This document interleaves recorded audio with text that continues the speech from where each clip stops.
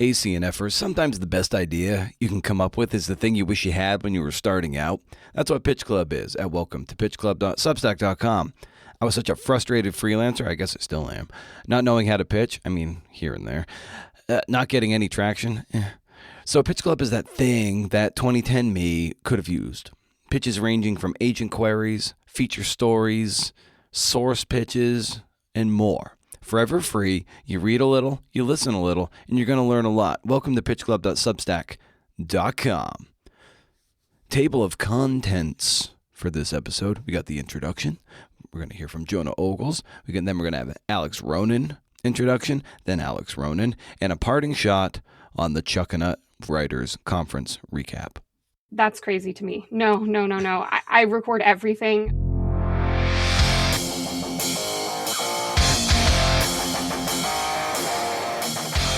Oh, how did you like the table of contents? Now you know what's coming.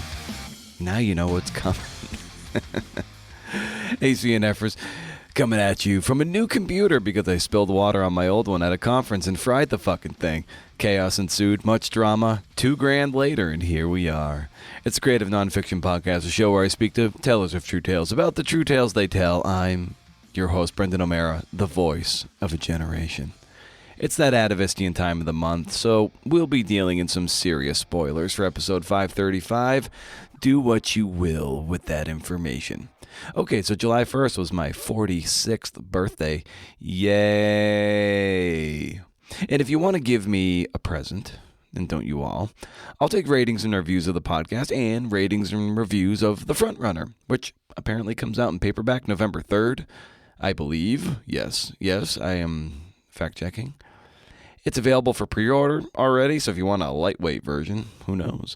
I'm going to go hard at the running podcast and running social media market, big and small, harder than I did for the hardcover. I got about 4 months. I can do this. Today we have Alex Ronan, who wrote The Extremist and the Family for the Atavist.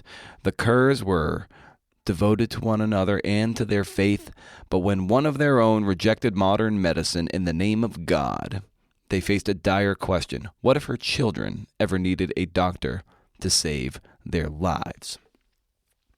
There's a note at the top of the story as well as a warning, and I'll read that warning as well. This story contains descriptions of child abuse and death. It draws from testimony given by many of the named subjects and extensive court records. Okay? That sets the tables, no? It reminded me of the Metallica song The God That Failed on the Black Album. You should check it out. It's what happens when people who believe in divine healing reject medical treatment on religious grounds and die. This story has newborn deaths in it, wholly preventable with a little vaccine that addresses Rh incompatibility. Essentially, when an Rh negative mother conceives a child with an Rh positive father, and the fetus then becomes Rh positive, the mother creates antibodies that attack the fetus's blood cells, which will lead to a potentially fatal case of jaundice if untreated within a day or so after birth. Abigail, the first baby, was Rh positive. Prayers did not, nor could they ever have saved her. She wasn't the only one. Show notes to this episode and more at BrendanO'Mara.com. There you can browse the vast backlog of the podcast, as well as read the random blog post and sign up for Pitch Club or the Rage Against the Algorithm, the flagship for your monthly dose of recommendations. I made it a werewolf, so it publishes when the full moon hits Pacific Standard Time. Nose to the wind, baby. Show's Instagram handle is at Creative Nonfiction Podcast, and Blue Sky is at BrendanO'Mara.bski.social if you care. It's where I hang out, if I hang out at all.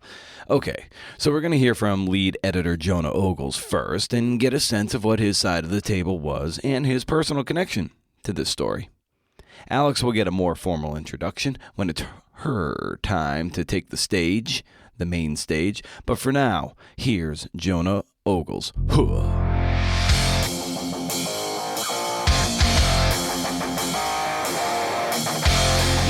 And of course, deadlines help.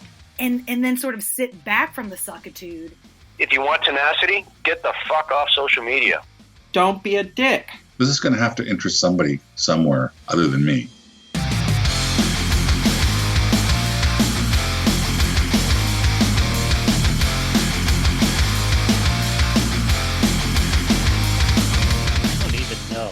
I've been so Right. heads down in this story, and for some reason, this one, maybe the subject is why it stuck with me so much. I mean, part of it is like I was raised in a Pentecostal church for about 6 years, or my family attended one growing up, so it just felt like I knew these people and Mm, could see, and honestly, like could see like parallel universes where I could have been shaped to believe some of the things they did. sure. So it just stuck. Yeah, it stuck with me more. So this whole last week, my wife was like, "It's like you're not even here." And I was like, "I'm not. Like, I'm in the story all the time in my head, like thinking about things." When you find yourself so deeply immersed in a story from the editor point of view, how do you come at it with fresh eyes? Yeah, breaks are really important. Like I tried to really treat weekends as like, okay, just don't even look at it. Give myself like 48 to 72 hours before reading a story again.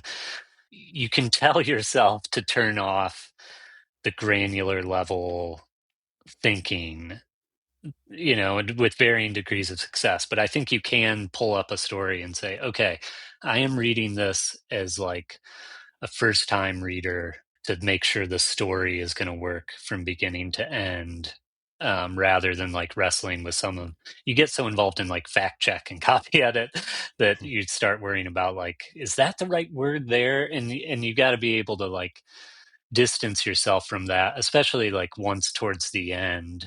I try to just give it one read where it's just like I've never touched the story before. Mm. On average, how often do you make a beginning to end read of a story? Yeah, I try to do it at least once in each round, if that makes sense. So, like, Mhm. the writer and I have been doing our thing, and then before I send it to Sayward, I try to set it aside for at least a few hours, and then give it a top to bottom read.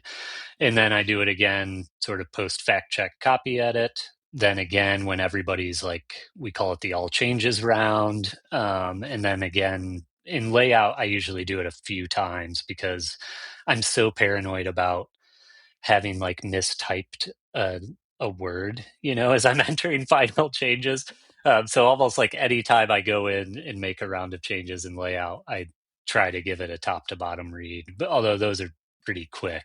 But Yeah. so I would guess like it probably ends up being, after like the editing process, probably like 4 to 8 times that I just go top to bottom. When you're getting a piece and you're working it through and trying to make it its best possible version, how often do you run into the circumstance where it might be the writer is dealing with a reporting problem versus maybe a pure writing problem? Oh, yeah. I mean, I think uh, the number of times it's a writer problem, that sort of decreases as the process goes on, Hmm. where you're really like crafting sentences or like crafting sections. So it's most of that. I mean, there's like fact check type questions or more granular questions in the early going, but Yeah. then as the process goes on, it's pretty rare that we're talking about like a sentence's tone, or whether or not the sentence is doing what we want it to do, sort of those stylistic conversations. It ends up being, like there are always like a handful of problem sentences, and problem sentences is a bad way to phrase it, but sentences that you're like, this is crucial to get right, and so let's really pay attention to it. But most of the stuff is small tweaks because of a reporting issue, or you're saying like, hey, we got to get to the bottom of this, like there's still some confusion here, can you go back and work on that? And as the closer you get to the end stage or publication, the more of those there are. And excellent. And so when this story was pitched your way, what was it that struck you about Alex's, pitching or in the story that she delivered? Yeah, depth of reporting was the key on this one. Like, we read it and it was immediately clear she had spent a ton of time with people already, that she had a really good grasp on the sources who were going to talk to her. She still had some outstanding. She was trying to talk to more people, very few of whom ever did speak to us after we assigned the story, but she had the goods right from the start. And so the conversation wasn't like, hey, can we get this thing, or do we have access to this person? It was more like, okay, here's kind of how we see this story as an atavist story, with an emphasis on the family, because that to us made this feel like not just another crime story. The crime at the heart of it, the just sort of like the facts at the heart of it, are sort of exemplary, all on their own. But I'm not sure we would have been as quick to assign it without the family already participating and giving us this glimpse into, okay, what do you do when you have a sibling or a child who starts believing these really extreme things, and you feel like it's about to be a train wreck, but you're not quite sure. How do you handle that? Like, that's something I think we can probably all relate to a little bit, and so it adds that like human level that just like a description of a really horrific situation wouldn't bring on its own. In working with Alex in that depth of reporting, then at that point, what does the relationship look like between you two as you're looking to structure the best possible story? This was one Alex and I talked on the phone maybe a little more often than I do with most writers, to the story's credit, I think. But, we had some early conversations just sort of about general emphasis, I guess, wanting to make sure that, like, when we slipped into context, that we weren't doing it for too long, and that we were returning to the family, every 1,500 words or so. We had some broad conversations like that. But it wasn't until the draft came in that we really started talking about, like, we changed the intro. The ending was solid, and there does reach a point with this story where, like, you just kind of have to move forward, like once the baby is born, basically, you kind of have to progress chronologically. So there wasn't much in the way of like structural talk. It was more like making sure the family story stayed front and center, and we never got too far from them. Yeah, it's really really moving and it reaches a different like another level of escalation once Abigail is born, and then it seems to take it gains that an extra level of pace, an extra level of elevation at that point. I keep coming back to that word. Mm-hmm. And was that the sense of like when you hit that point, like it did reach just a new level and a new speed in a way. Yeah. I mean, I think the whole family was caught up in this vortex of events and legal repercussions and family court issues. They were all just being pulled into it, trying to find a way through to control the things that they could. And then in terms of storytelling, you can't necessarily manufacture that, so you sort of just start saying what happened. You like stay a little closer to the facts. You choose the places where you're gonna pull back and sort of give readers a sense of how everybody's feeling, because you've just been describing what everyone's doing for so long. So you find those little moments to where that feels appropriate, but otherwise you kind of just let the story tell itself at that point. Right. Yeah, I think there can at times be a tendency to, as the story elevates, to then elevate the language too. But it's almost like as the story gets more intense, like the language needs to almost come down. Right. Yes, absolutely. I mean, I would say that's a great summation of like our approach to storytelling is like when there's a lot happening in the story and there's a lot of action, pare it down to the facts. And when there's not a ton of external action in particular, like in the early going of this story, it's like, well, they're starting to believe some things that sound a little out there, but like that's the only symptoms of that are like, well, they're not really treating their kids eczema, or they're like denying that a miscarriage ever occurred. So in those moments, the writer has to do more work. It's really more on the writer to like draw from their reporting and find a way to present what was happening internally for this family in order to make it feel compelling and intimate on the page. Yeah. And I feel like we talk about this frequently, but I think it always bears repeating. And the fact that you cited Alex's depth of reporting as part of the pitch and why it was such an intriguing buy-in from the Atavist is just from your side of the table, underscoring for people out there looking to pitch ambitious stories like this is the degree of work that has to really be front loaded for this to prove worthy of publication, be it for the Atavist or another magazine doing ambitious stories. It's like you can't say exactly how much work you need to do, and it's going to be a lot of free labor. But what does your gut tell you for writers out there how much work they need to do?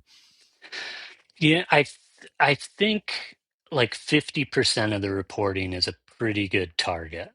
Mm, I think there are situations where you can get away with a little less, and more is certainly always helpful. But, if you have talked to, the one or two key sources, and you've at least like made contact with most of the others or about half the others, and you have sort of half the other documents, I think you're in a good spot. We're always looking at like, okay, what what reporting have they done? What reporting do they know can be done? But because that's a key part as well. There are a lot of people who are like, well, I've talked to this person, and I think I can get this other stuff.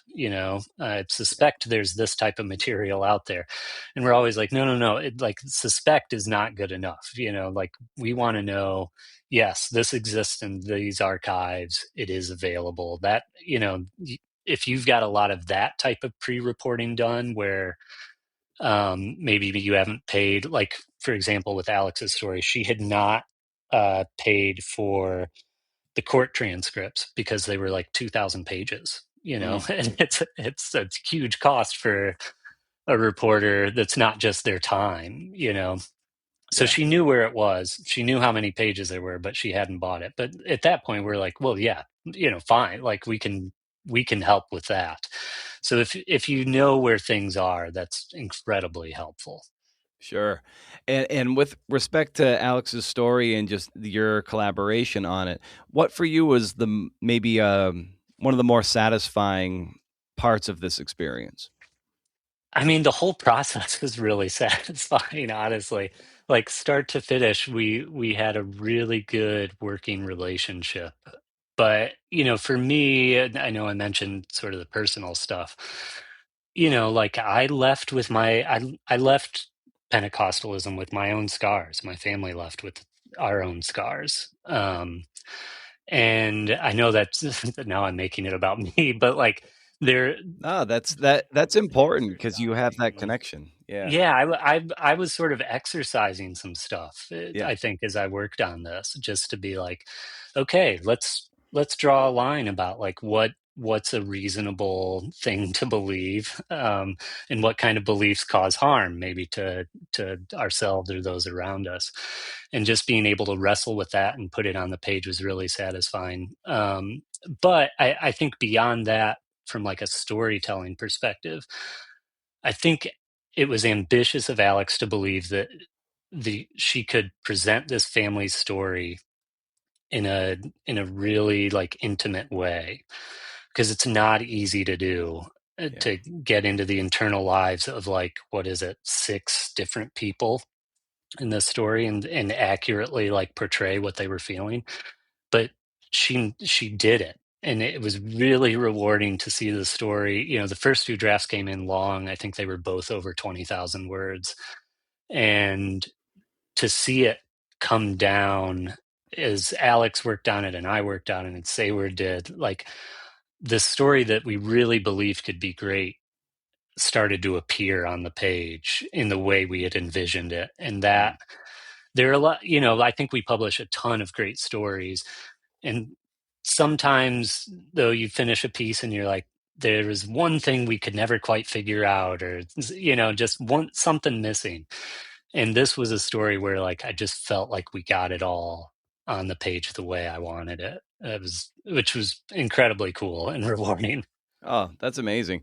Well, Jonah, as usual, it's just so nice to get your side of the table and to hear even your connection to the material, and which I think comes through in the way you handled it, and certainly in the way Alex wrote it and reported it. So it's an amazing story, and I'm glad we get to hear from Alex now. So thanks so much for the time.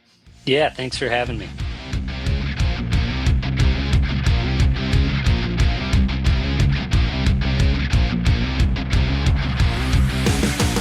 Nice. All right. We're going to hear from Alex Ronan now, who is a journalist whose work has appeared in Elle, New York, The New York Times, N+1, The Nation, Vogue, and now The Atavist. She was a 2023 recipient of a New York Foundation of the Arts Fellowship. She has had work optioned for film and television by Amazon Studios and Hulu, which is kind of cray. You can find her on Instagram at Alex Ronan and on Substack at really Alex Ronan. This was a really rich conversation, and she really came to play ball, which I always appreciate. I can tell there's just like a lot going on there craft-wise and stuff like that. So I think she'll be back on for an in-between projects pod at some point or another. It was fun. In this pod, we talk about using short fiction as a model for nonfiction writing, how she builds character in nonfiction, active listening, divine healing, which is at the heart of the story, the family, the story, and the stakes, putting the reader in different people's shoes, walking before writing as ritual, seeking the anecdote, a tip she learned from Patrick Radden Keefe when she interviewed him in 2020 or so, before the pandemic times, the power of practice, and what she struggles with. And the parting shot will be right after this part of the podcast, so let's wait no more. Here's Alex Ronan.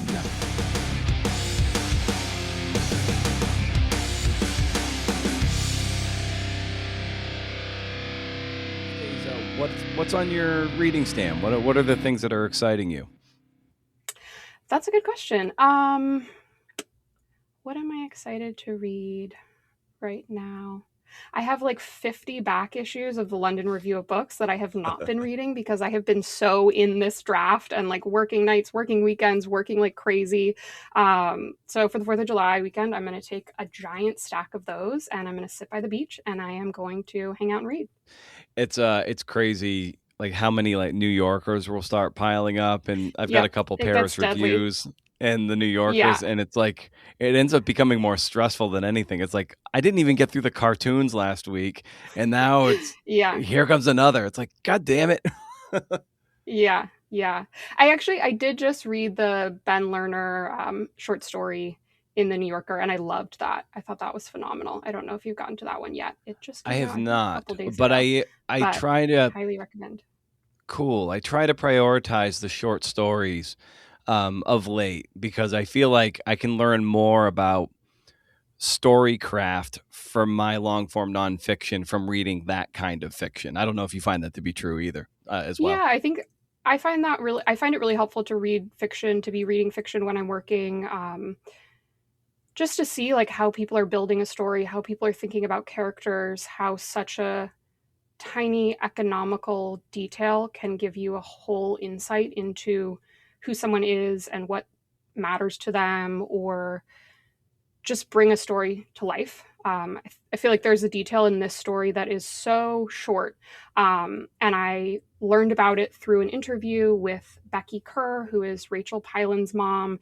We were talking pretty early on about what had happened over various years and various points, and she was giving me a brief rundown of what had happened with Rachel and her husband Josh's children. And she talked about the first visit that the Pylans, Rachel and Josh Pylan, had with their kids after CPS got involved and the children were removed. And she told this story of after the visit, leaving and being in the car, loading up the boys and looking in the rearview mirror and seeing Rachel and Josh leaving the facility. And Josh was striding ahead and Rachel was following behind. And we moved on. We talked about other things. The interview continued. But when we hung up, I was sitting at my desk and I just remember thinking about that image of the two of them leaving a government facility. They'd just visited their kids and he is striding ahead and she is following him.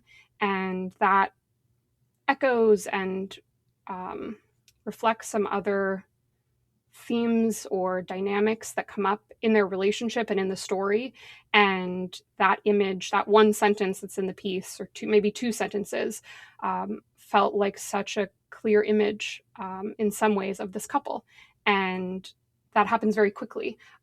You're in that moment and you're out of it, but it felt really resonant and visually rich in a way that didn't take up a ton of space, which can be nice.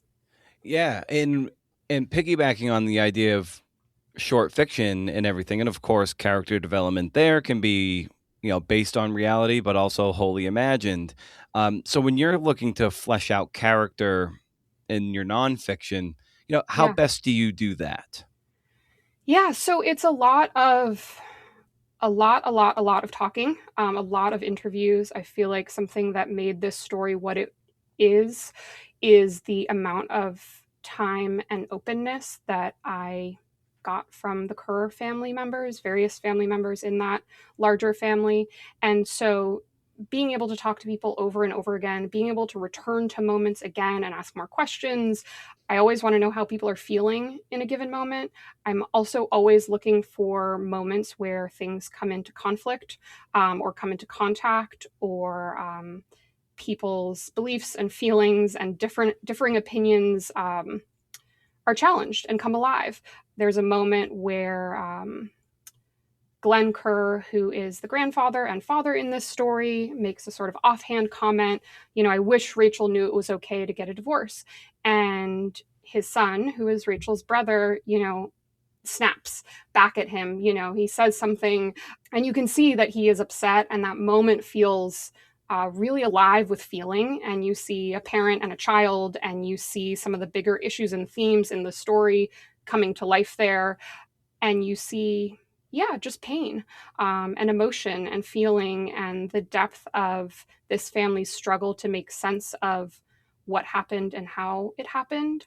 After interviews or when I'm writing a section or a scene, I'm also trying to think towards or get a better sense of like people's psychologies or their motivations, or what is really important to them, what matters to them. Sometimes in interviews, I'm reflecting that back, or even like talking about like, I feel like if I were in your position, I might feel really alone in this moment. Or I wondered if that's how it felt for you to be the one doing this, or the one making this call, or the one watching this unfold. And people were incredibly open who I interviewed for this story. And I think you see that reflected on the page. They were very willing to share and be open about things that are really intimate and really vulnerable. It's on my end, it's certainly not always easy to ask someone like, so in your marriage, do you submit to your husband? What does that look like? What is that, is that the dynamic for you two or not? Or, do you consider yourself the head of the household in your family? Do you expect this or that? Asking about people's marriages and how they've changed or not changed or what they look like. It's really intimate, and I've gotten better at asking those questions over time, but there needs to be someone on the other side who is willing to answer the questions. And that allows you to get into who someone is and what they think about and what they care about. I think another thing is just seeing people's own writing. In this story, I'm relying on text messages, I'm relying on emails. Certainly, there are many of those that are not actually in the story, but that I've looked at, and seeing how someone feels at a time when something is happening or how someone's responding to someone about something unfolding feels really valuable. You're crystallizing something in time and you're able to return to it without hindsight or later reflections or awareness of what happens further down the line. And so that felt like another valuable way to get into someone's character, is not just talking to them, but seeing how they talk to someone else, how they might email a sibling or text someone, and all those little things can be really helpful. In this story, it's also a story about a family. So I got to talk to parents about their own children who are subjects, and they're, adults in the story. And I loved that. I love being able to ask someone, like, what was Joel like as a kid? What was Aaron like as a kid? What was Rachel like as a kid? And you see little details of their childhoods have made it through many rounds of revisions, many drafts, many cuts, many decisions. There's a moment for Joel early on where he is his older brother is sick, and he says, I wish I could be sick so Aaron doesn't have to be. And you can see that like real depth of feeling and sensitivity to him that you see throughout the rest of the story. There's a moment with Aaron where he's, maybe 9 or 10, and he's an elementary school age kid who rushes home to push his little baby sister in the swing. You can see the love and fondness and their connection in that tiny moment from childhood. So in terms of characters, like, I love hearing what people were like as kids. This is a story where that felt really relevant. Yeah, and I love hearing you think through the interviewing, and it's always a thread I love pulling on. Sometimes inherent in interviewing, especially with sensitive subject matter or people that you don't know how they're going to receive you, be it cold calling or if they're expecting you to call and you don't know how the dynamic's going to be. To what extent do you suffer any of those sort of pre-interview jitters or anxiety going into a conversation, going into an interview? I think starting out, once I've talked to someone, I don't really feel that, though it definitely comes up around certain moments where I'm like, I know I'm going to have to ask about this thing and it's hard to ask about. And I can feel myself, hoping that I don't have to, or waiting towards the end. When it comes to reaching out to people initially, something I have found works best is giving people time and space to sit with a request for a moment. So my preference is always to write somebody an email or send a letter instead of cold calling.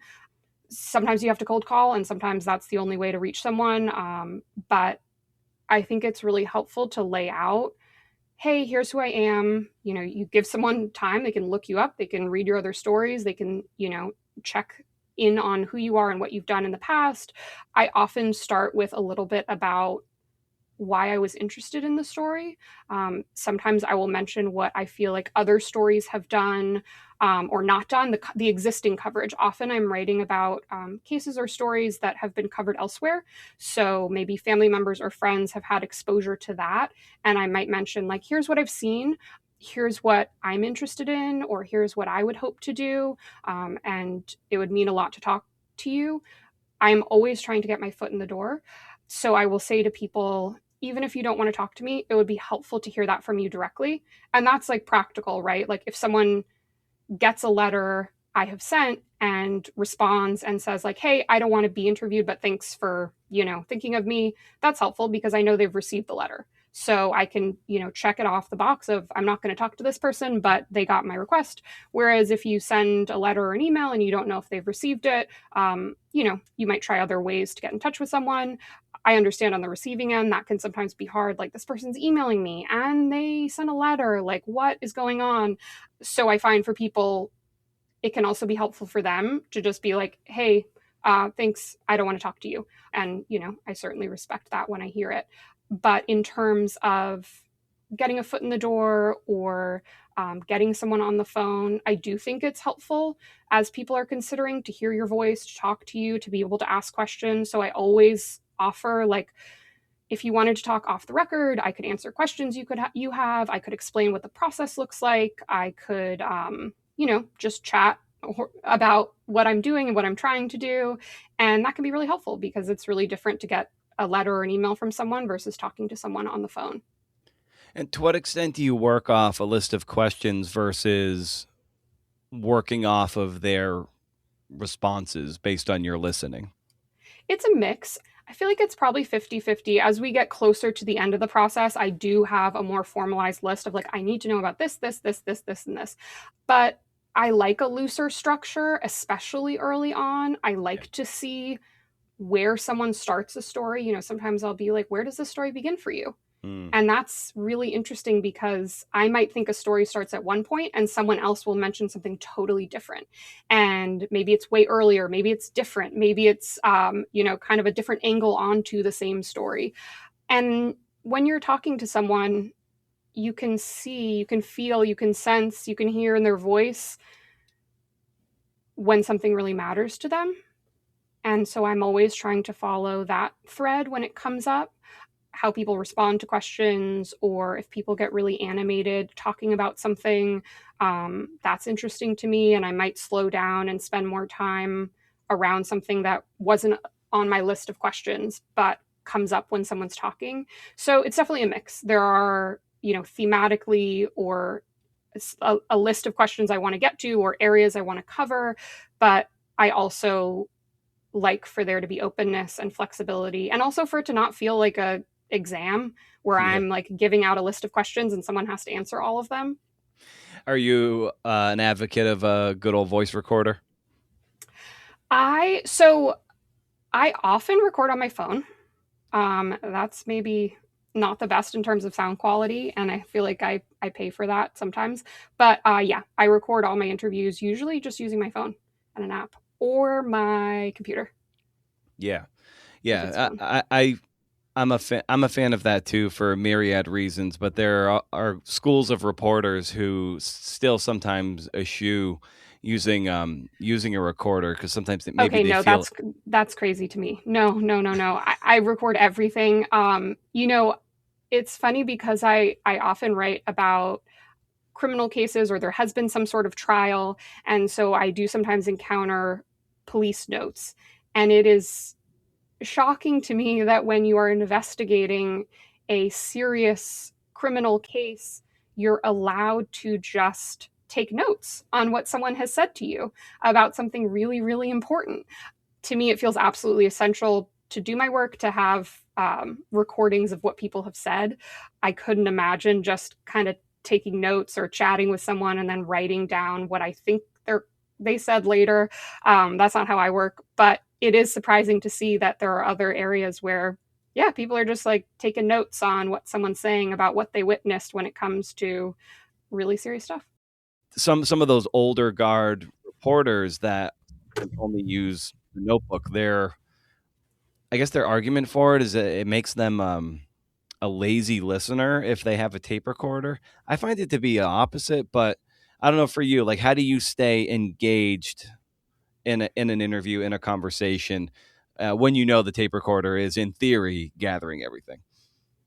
Yeah, I mean, I think it feels helpful when an interview feels alive and not like, okay, well, I know my recorder's working and I have my list of questions. Like, it should feel like a conversation, and that requires active listening and not the sort of like lazy listening of like everything's going in the recording.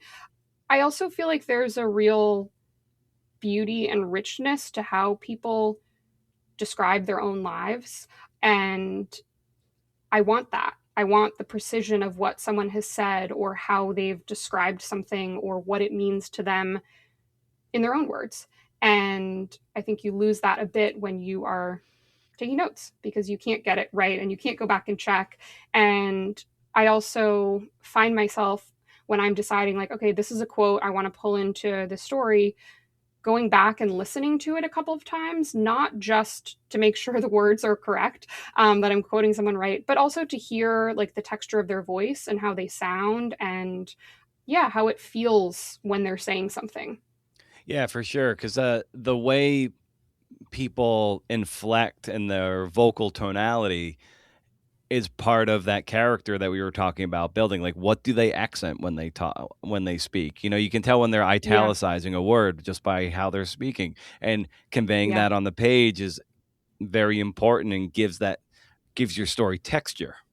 Yeah, there was like a moment of discovery in the reporting process for this, in terms of character, which, you know, comes up in someone's voice, but also in the details of the story itself, where I was talking to Aaron, and it was pretty early on, and we were talking about Rachel and Josh Pylan's religious community and what it looked like. And he mentioned, you know, the Divine Healing Conference, which was something I was aware of but hadn't seen too much into.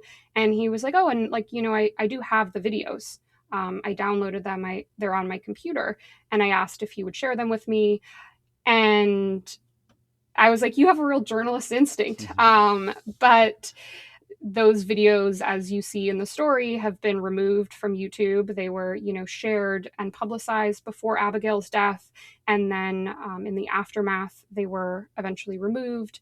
And I think you see something into Aaron's character and his protective nature around his niece, Abigail, and her death, and trying to also understand what had happened. You know, him on YouTube looking at these videos, watching them, making the decision to download them. If he had not downloaded them and saved them, I would not have them. And those videos were really important in unlocking what was being talked about and shared, what people's testimonies about divine healing looked like, how people understood divine healing in their own lives. And that came out via those videos. Yeah, and with this story, how did you come about the structure, and how are you thinking about the structure of the piece? Yeah, that's a great question. Jonah, my editor, Jonah Ogles, and I talked a lot about where do we start here? And there were different starting points and different drafts. And I think it was actually his idea. Like, what if we started at this family reunion? You know, there's the question of like, you could go chronologically from the very start. I think my fear there was like, what's the buy-in of telling this story from very early on all the way through the Kerrs' whole family history up until present chronologically. We need people to really care about this family, this story, and the stakes. And so we settled on like, okay, let's start with this family reunion. In some ways, it's this like beautiful moment of like connection and people coming together and cousins and summer and swimming and a family holiday and 3 generations. And then in other ways, there's this buzzing undercurrent of like, what is going on with Rachel and Josh? What is going on with this pregnancy? What is going on with their divine healing beliefs that have evolved slowly over time? In the story itself, I really wanted to trace the evolution of their beliefs and what that looked like over time. It felt really important to me to show like, what is it like when this is your family member, when this is your sister, when this is your daughter, your son-in-law, whose beliefs are changing and evolving in a way that you find concerning. What do you do? What can you do? How do you deal with it? Oftentimes it feels like a story like what happened to Abigail, her death and her parents' murder case around that pops up in the news, and it becomes like a flashpoint for people's rage and despair and fury and devastation. And I wanted to slow down and spend a lot more time in the years before Abigail's death. And so, as you see in the story, she doesn't die until maybe like a third of the way in, maybe closer to half. And then there is a lot that comes after that, a whole other series of losses and tragedies that follow. And in terms of structure, something else that I was thinking about pretty early on was like, how do we tell the story of Abigail's death with all the information that we have and not make it seem that someone who didn't know something back then did? You know, like you're giving the reader information at various points and they are following the story with that information. And so I had this idea of like, what if we follow Abigail's life and death from Becky's point of view first, and the reader can access what Becky knows and sees. And then I'm going to tell it again, via Rachel and Josh, and you're going to hear after her death like what they are saying to the police, what they are sharing, how they're describing things. And then there's a third retelling where the midwives come in, the midwife and the apprentice midwife, and suddenly there's stuff that Becky didn't know, and the reader also has the experience of, wait, this doesn't sound the same as what Rachel and Josh shared or told the police, or how they talked about how serious their daughter's illness was. And that felt valuable to me, to put the reader in different people's shoes, to retell that story over a couple of different times so the reader could have the experience of unfolding information. Yeah, that was really astute and wild as we get more and more revelation around Abigail's death, which, I'll put spoilers at the top of this, but she died basically about 2 days after she was born with this pathological jaundice that you then tease out exactly why and how she develops that, which is like this really a medical criminal neglect of to what extent this is happening to her and then subsequent newborns. But maybe that's worth a thread worth pulling on, of the difference between, say, physiological jaundice and pathological jaundice. Yes. Yeah. So a lot of kids get jaundice and develop it, babies, a few days after they're born, and it's not a big deal. And it is often resolved with like a little bit of sunlight, putting the baby in the sunlight, making sure the baby is exposed to sunlight, and, your baby is okay. There is something different called pathological jaundice, and that develops within the first 24 hours after a baby is born, and it is dangerous. It requires serious treatment. Putting a baby in a sunny part of your apartment or home, or taking your baby outside, is not going to be enough. And so in this particular case, we're dealing with a home birth. If you give birth in a hospital, pathological jaundice is something that the nurses and doctors are on the lookout for. So when it comes to home births, a midwife in this case did, and it's pretty standard to say, like, okay, when you give birth after I leave, these are things you need to be on the lookout for, like hemorrhaging. If the mother is seriously bleeding, you need to know. That's something that a nurse will catch or notice in the hospital, but if you're at home and you're bleeding this much, that's a problem. And so pathological jaundice is one of those things where it is a problem if it's popping up within the first 24 hours after a baby is born, and it needs serious treatment because it can be extremely dangerous. In this case, the parents did not seek or get that treatment, and after 61 hours their baby died. You can also see in the story, as you read through it, like the treatment options that are available, the way that it can be prevented during pregnancy, and so it's devastating to watch this baby live so briefly and then die of something that is eminently treatable. We're talking about structure, and that was another thing I was thinking about, like, okay, by the midpoint of the story, the reader has heard what happened to Abigail, but we still have the criminal trial. That hasn't happened yet. Sometimes in a story, you'll use the criminal trial to reveal, here's what happened, or, if it's a case of who did it. In this case, we know who did it. And so Jonah and I did talk about, like, okay, what is the trial going to do? What do we want the trial to do? It happens several years after Abigail's death. There are extensive delays by that point. And one of the things that felt useful to do there was to pull in an expert voice, to have this doctor who's testifying and saying, like, it's like almost unheard of in the US for babies to die of this, because we have phenomenal ways to treat it and to address it. And whether that's during pregnancy and or after the baby is born. Yeah, one of the central tensions to the story, of course, is this freedom of religious expression versus law, really. And so how did you toggle that and even just reconcile that in your own head as you're reporting, like, the fact that this is going on, which for a lot of us is like, this is madness, really? Yeah. Something that was really interesting as I started to dig into the history of cases like Rachel and Josh's, and how we as a society have thought about and addressed this question of religious rights and also parental rights as they relate to kids and medicine and care. is that you see these cases often happen, or not, sorry, they don't happen often, but when they do happen, you see that parents often face minimal legal repercussions. And that happens for a number of reasons.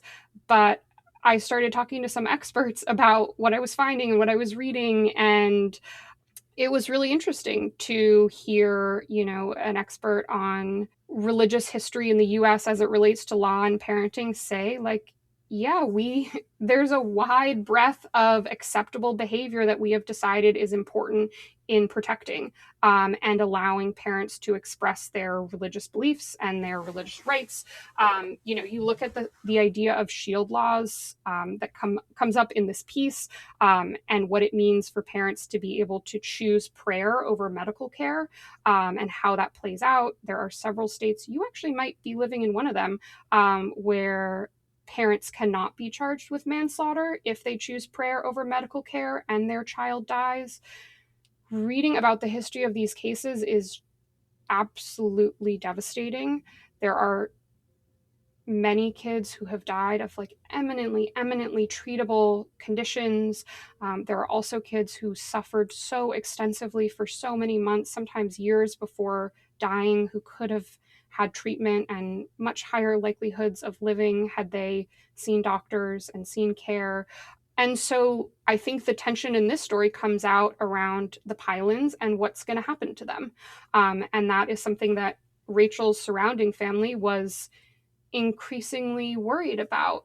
There was hope early on that Abigail's death, while like a horrific tragedy, would be a wake-up call for them, and they would realize our beliefs and how we're practicing them are extremely dangerous, and we have to stop. We have to change. We have to reckon with what we've done and accept responsibility and wrongdoing and change.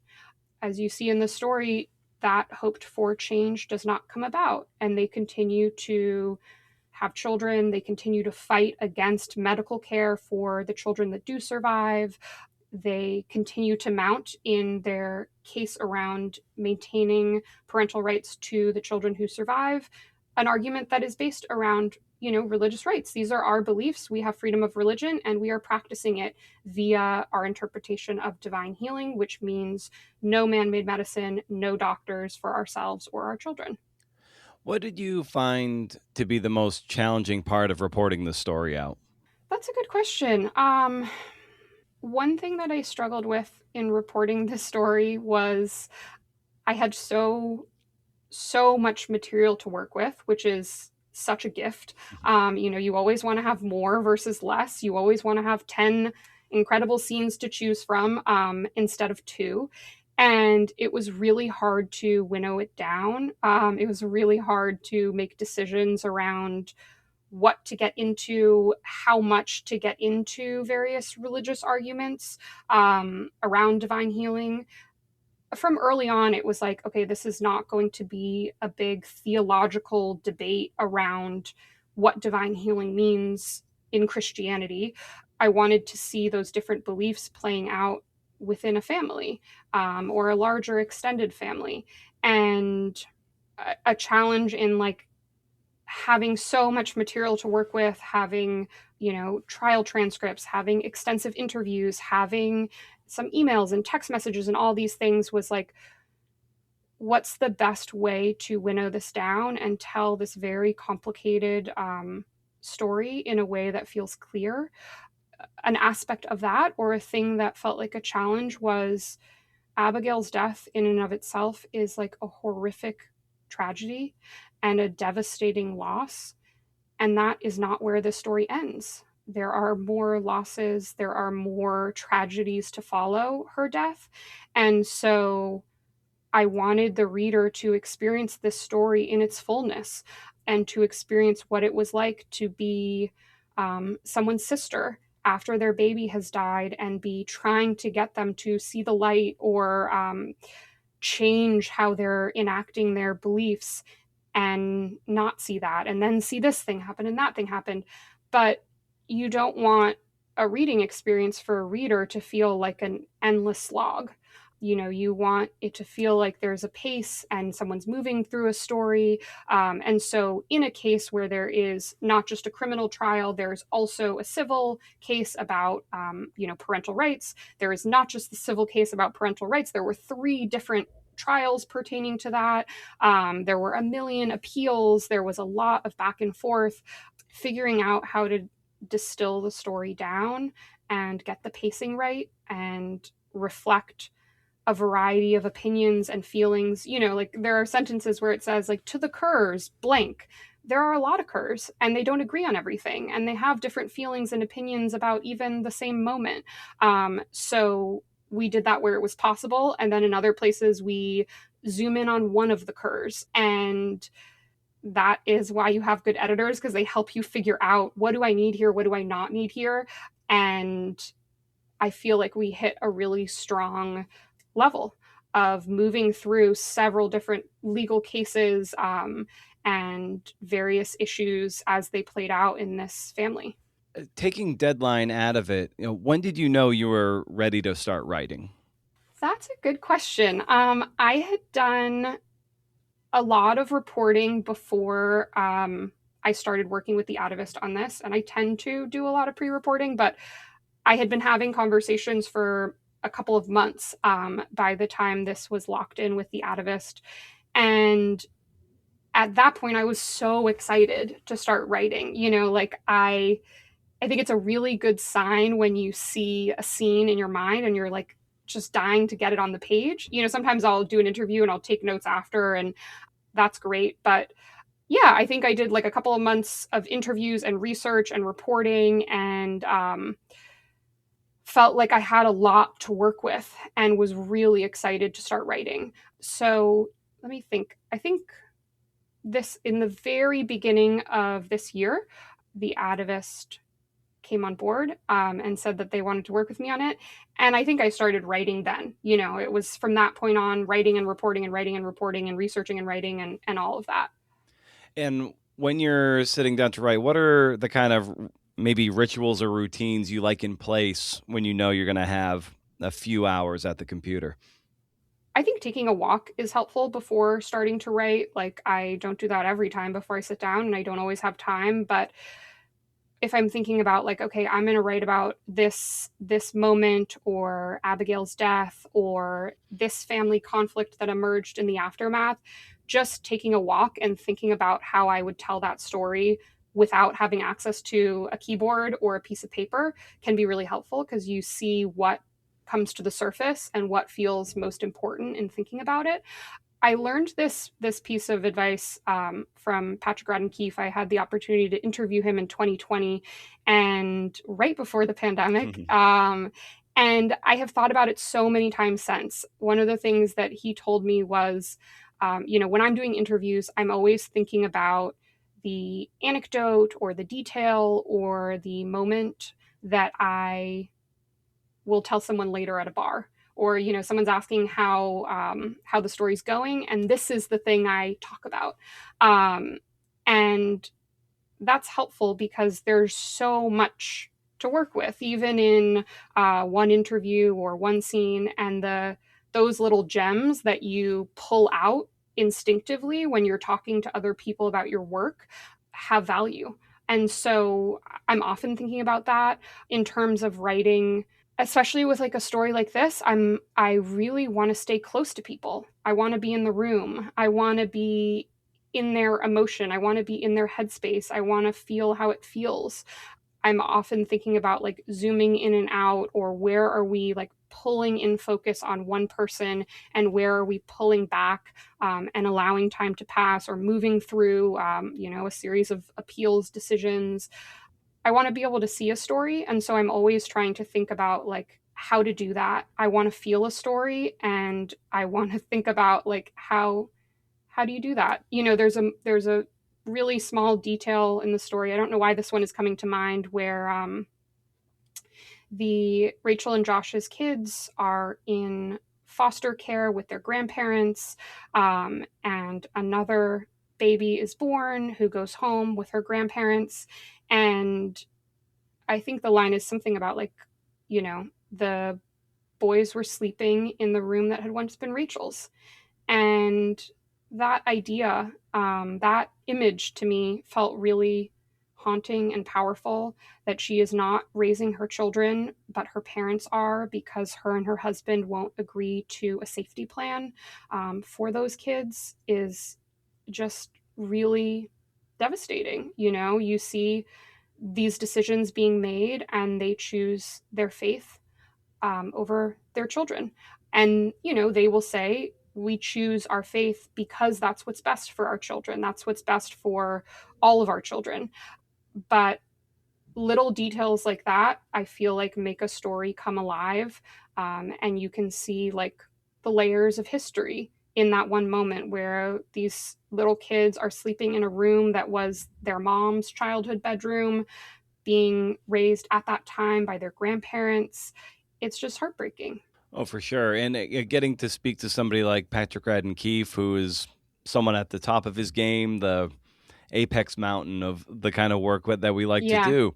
And when you're looking at someone's work like his, or maybe someone else you deeply admire, when you're unpacking, let's say, or deconstructing their work, or be it a magazine piece or a book, how do you digest it? What is it about them that you love to model?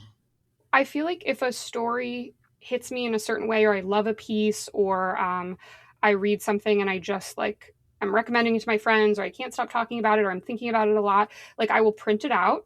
I will reread it with a pen and really try to like pay attention to the decisions that a writer is making. Like, I'm always interested in where people start a story and what that looks like.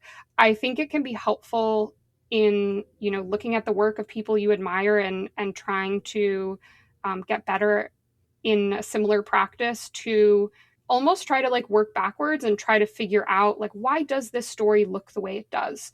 What were the decisions that went into this? And sometimes you see that in like, okay, these are the people that are coming up in the story. This is who this person has access to and is talking to. Sometimes you see that in the structuring. Sometimes you see that in the source material of like, okay, she didn't get to talk to all of these people, but she has a trial to go off of. And so this story is really based around this trial that happened.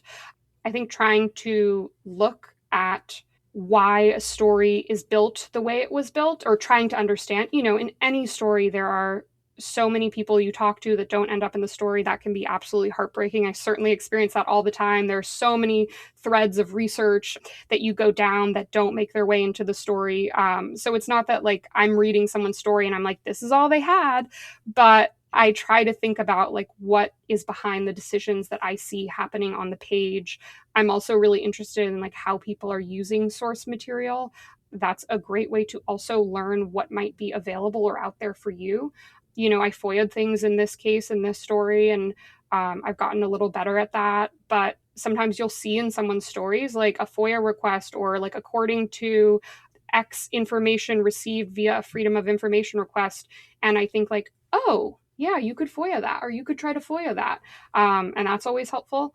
In this case, I FOIA'd a couple of things that proved really helpful. And I ended up getting audio recordings of interviews done by the police with everyone who was at Rachel and Josh's house when the police showed up. And you see that in the story. And there were people who were there that I didn't know much about. And so to see what they had to say in that moment was fascinating, to hear their voices. Those audio recordings, those interviews were not used in the trial, so they were not trial exhibits. And yeah, I'm always, I think because I'm curious and because I also do reporting work, interested in what people are building their stories off of and what source material they're drawing from. And it can be a really good way to learn about what might be available or out there in terms of material or video or audio or whatever that you might be able to get a hold of in your own case or your own story. When you got a hold of those recordings, that must have been exhilarating for you as the writer, right? Yeah. I mean, it was really, again, it's like they weren't just transcripts, they were audio recordings. So I could be sitting in my office working and I could suddenly hear these voices come to life. I think probably what felt more exciting to me was the divine healing videos. When I got those, being able to watch those was exhilarating, especially because they are no longer on YouTube. So yeah, I was thrilled to be able to see how members of this church and various people talked about divine healing in their own life, and at a period that was maybe 6 or 7, I'm not sure exactly, months before Abigail died. And yeah, it was absolutely exciting to be able to watch those videos. I had hoped that I would be able to get to talk to people from Faith Tech or from Free Saints. That's always the hope. I was really curious about if and how people's beliefs around divine healing in Rachel and Josh's religious community had changed or had not changed, or what that looked like for them after Abigail's death. And people did not want to talk to me. I can imagine why, but it was helpful to see what they were saying about divine healing in their own lives. And this happened a lot with Rachel and Josh, where a lot of what they are talking about and saying or posting on Facebook is scripture, scripture, scripture, scripture, dense readings of the Bible. And it's like, okay, we're not gonna quote from all of that. I was really looking for things that felt alive in terms of people's lives. So how a belief is playing out in someone's life or in someone's family, or what it means when you believe in something and then you're faced with this moment where it's coming alive for you. You've been in a car accident and you're experiencing this really serious head pain. And maybe someone in your life is telling you like, hey, you need to get that checked out. You're lying down at night to go to sleep and it's excruciating. What do you do then? Do you continue to, trust in God for divine healing, or do you go to the hospital?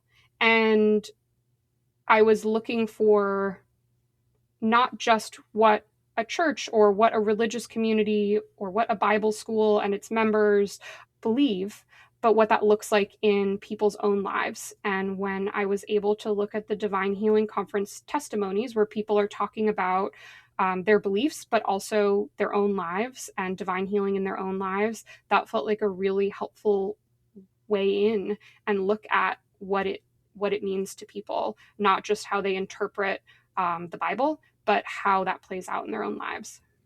And writing anything long that takes months or years to finish, there's any number of times where you feel like sometimes crippling self-doubt, negative self-talk, stuff of that nature. How do you wrestle with that when that voice needles into your brain?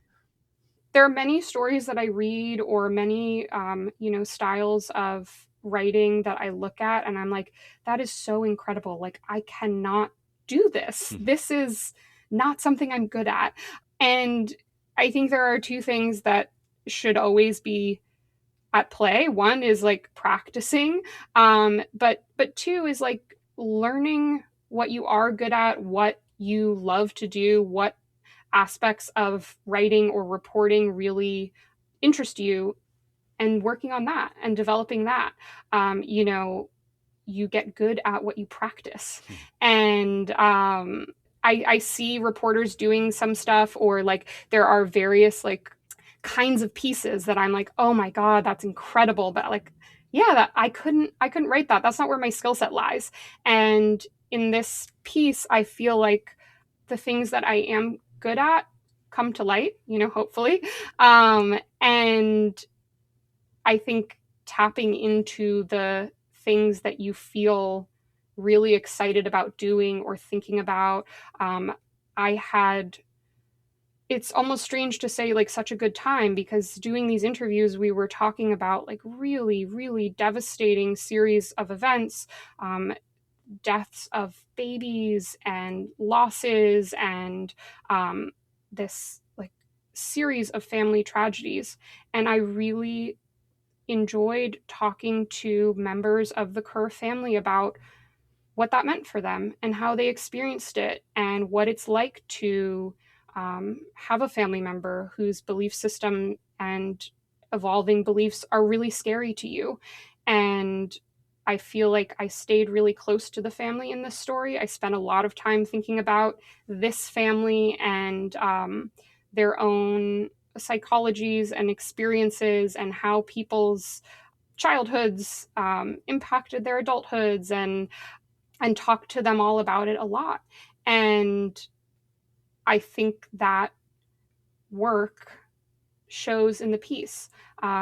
Maybe a point where you see this is towards the end. I don't want to do like a whole spoiler about the end, but it's also not really a spoiler. Am I allowed to talk about the very end of the piece? Oh yeah, absolutely. At the top Okay. of the show, like I'll say, you know, I do this with every Atavist one because invariably we're talking about plot points and story beats, and Yeah. like, you know, spoilers abound. You can elect to listen to the Yeah. conversation, then read it, or you can read it and then Yeah. come back to it. So yeah, I'll put Yeah. that up top. So speak freely. Okay. Yeah. So we talked about where to begin, but the other question was like, where does the story end? And that was something that, you know, when I pitched the story to the Atavist and I heard back from Jonah, you know, he had some questions. And one of them was, you know, where do you see this ending? Or what is the end point? Sometimes in a story, the end point is like the end of a trial. That was not really the end point with this. And we end on this image of Joel thinking about and writing drafts of letters to his sister. And the reader has seen him throughout many years, you know, trying to reach her before and after Abigail's death, in the wake of Esther's birth and hospitalization, you know, at various other times. And he hasn't quite stopped. And I was interested in like, what is motivating that? And I think part of it is like, you know, there is the love of like this sister that you knew, who you grew up with, someone whose beliefs were different at a different point.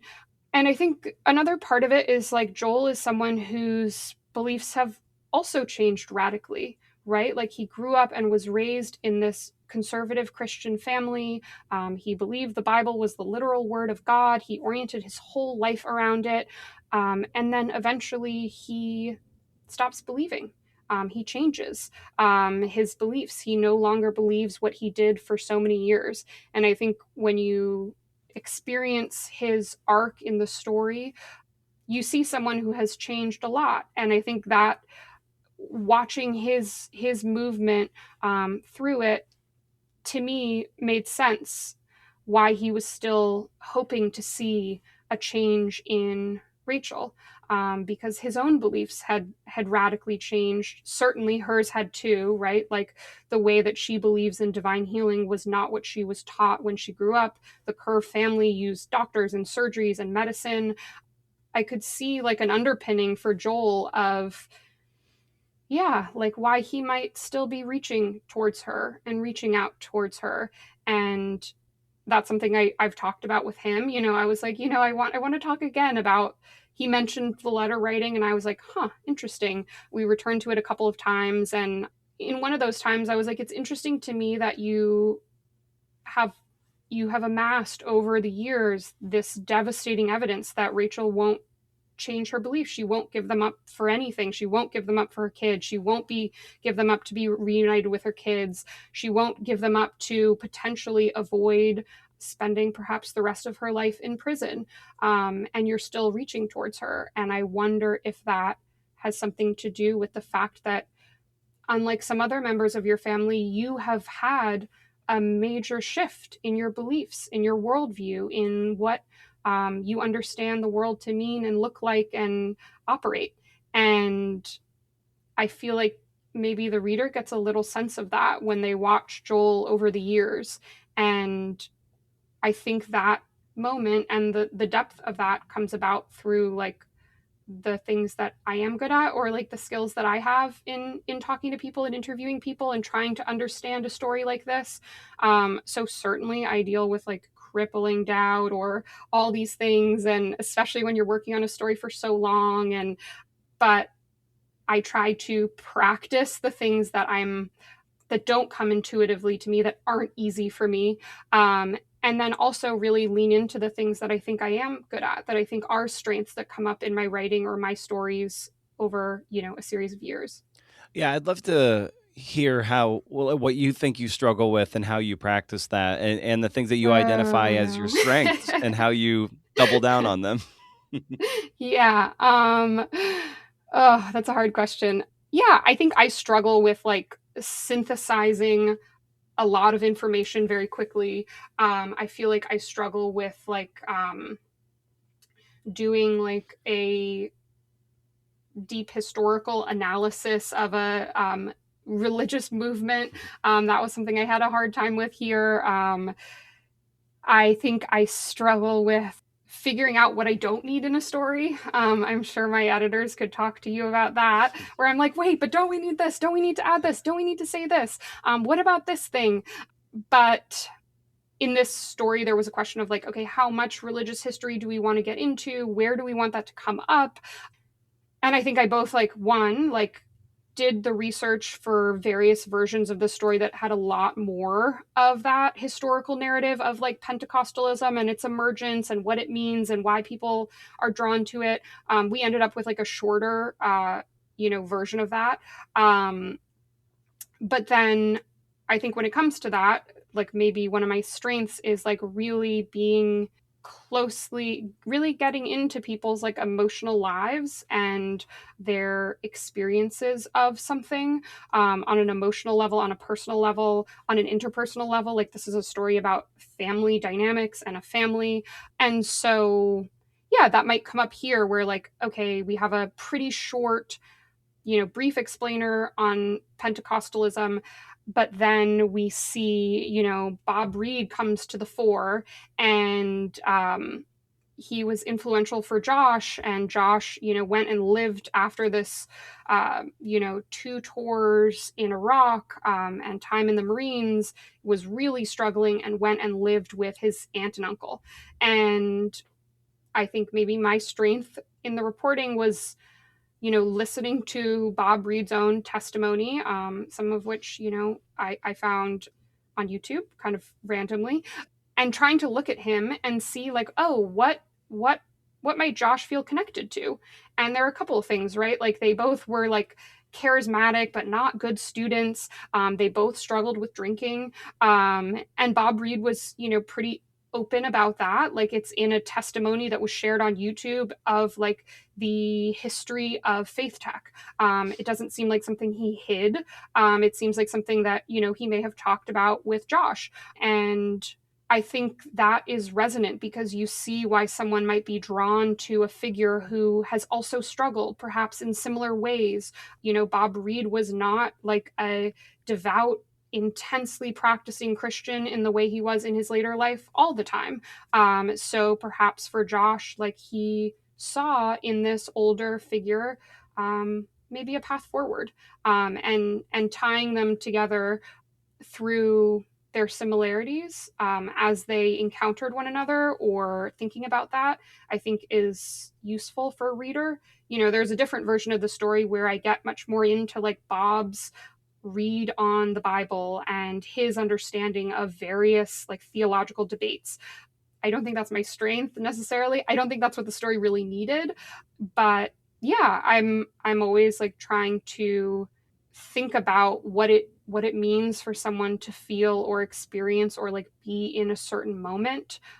In this case, one of the challenges was I'm talking to the Kerrs in the years 2025 and 2026 about things that have happened over a long series of time, and they know now where Rachel is in terms of her beliefs. They know, Rachel and Josh's beliefs, what they look like now, how they've been carried out over the past, 15 years.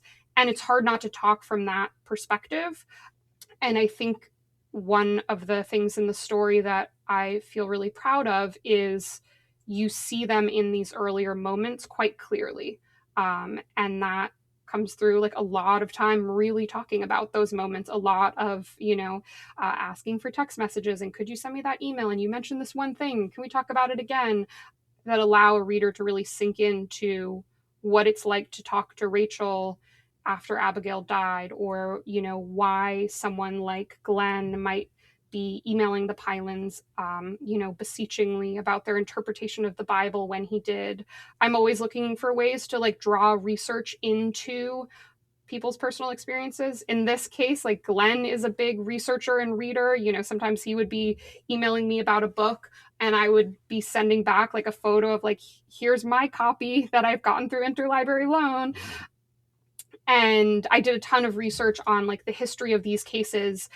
But what actually felt most valuable to the piece was like Glenn's experience of, say, the Parker case and how that influenced his understanding of what might change for Rachel and Josh. And in that case, you see like this couple who in some ways are quite similar. They also have a child who has, he needs insulin for his diabetes, and they decide that he is healed and he doesn't need it. And as he deteriorates over 3 days, they do not give him insulin. He dies. They believe he'll be resurrected. He is not resurrected. And they eventually really do have a change of heart. They do change their minds. They do realize they have made a mistake, and they do not give up Christianity, but they come to believe that their understanding of it was flawed. And of course, like Glenn hoped for that, and I'm sure still like hopes for that for Rachel and Josh.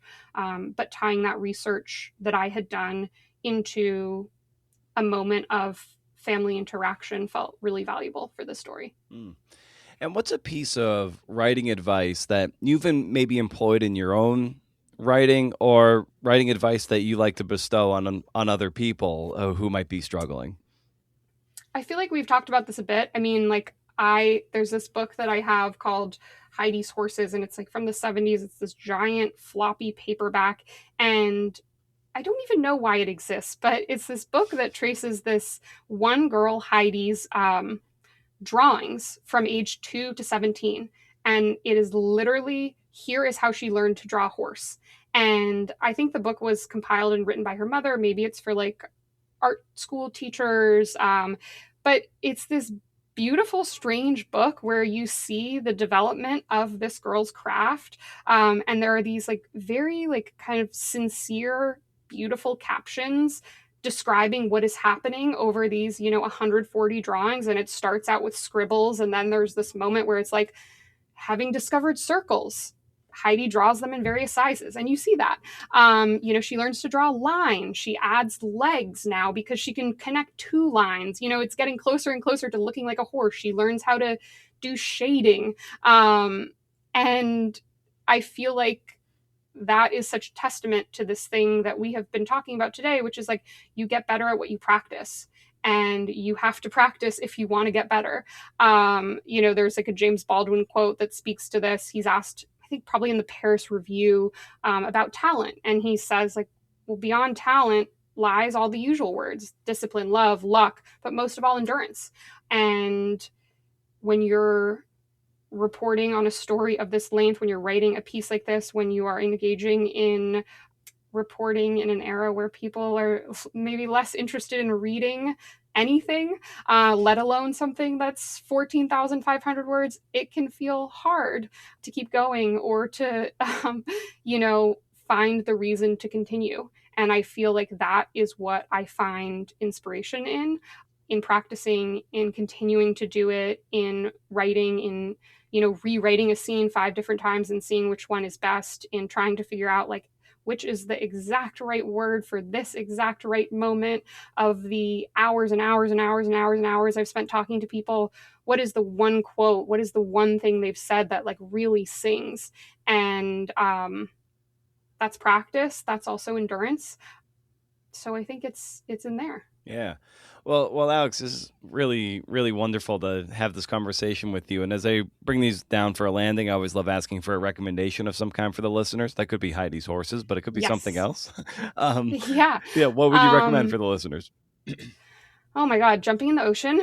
Any and all times you have. I have a friend who he is British, so you can imagine this in a British accent, but he's like, you never regret a swim.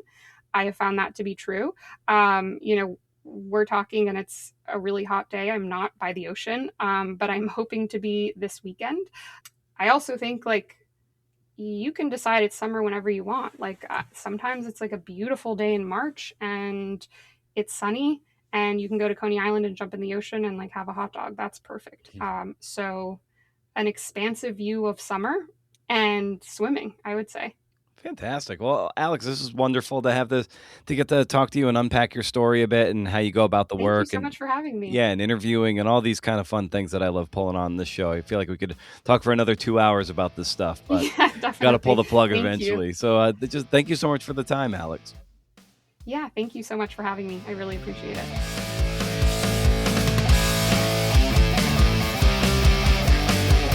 Yes, awesome. Yeah, thanks to Jonah and Alex for their brilliant insights and generosity. And thanks to you for listening, for making it this far. This is the unique part of the podcast, right? The parting shot. The after dinner mint.